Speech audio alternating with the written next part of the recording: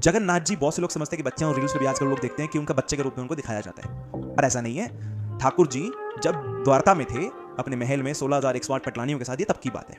तो रोहिणी माता जो बलराम की मम्मी थी, उनसे 16,000 उनकी वाइफ थी, उन्होंने पूछा कि हमको ठाकुर जी की वृंदावन की लीला बताओ और राधा रानी के बारे में बताओ और इनके प्रेम के बारे में बताओ। तो रोहिणी माँ ने बोला कि नहीं, अभी नहीं, ठाकुर जी को पहले बाहर जाने दो, क्योंकि अगर इन्होंने सुन लिया तो ये रोने लग गए, इनका मन बहुत उदास हो जाता है। थोड़ी देर बाद ठाकुर जी बाहर अपने किसी काम से गए, साथ में बलराम जी भी चले गए।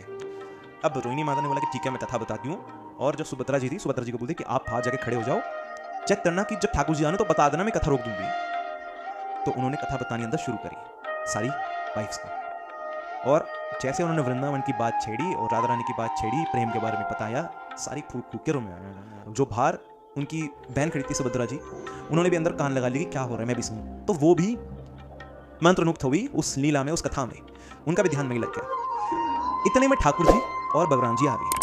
ठाकुर जी ने जब कान लगा सुना कि क्या सुन रही है, तो जैसे ही उन्होंने सुना तो उनको अपनी सारी पुरानी यादें आ गई, और वो विरह में, वो प्यार में, भगवान उस वक्त प्यार के 10वीं सीढ़ी तक पहुंच गए थे कि वो पिघलने लग गए थे, कि उनकी आंखें बड़ी हो गई, कि उनके हाथ एकदम अंदर चले गए और पिघलने लग गए थे।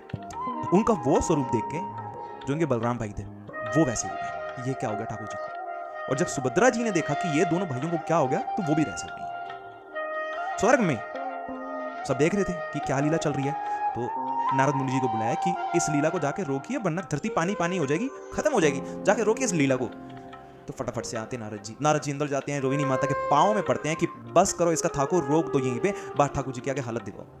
तो सब वो रोकते हैं, बाहर आगे देखते हैं, तो ठाकुर जी ऐसे बिल्कुल जैसे बड़ी बड़ी आंखें हो एकदम। जब कथा रुकती है तो ठाकुर जी को थोड़ा सा होश आता है और धीरे धीरे अपने स्वरूप में आने लगता। तो नारद जी बहुत परेशान होते हैं कि ये कैसा स्वरूप है आपका।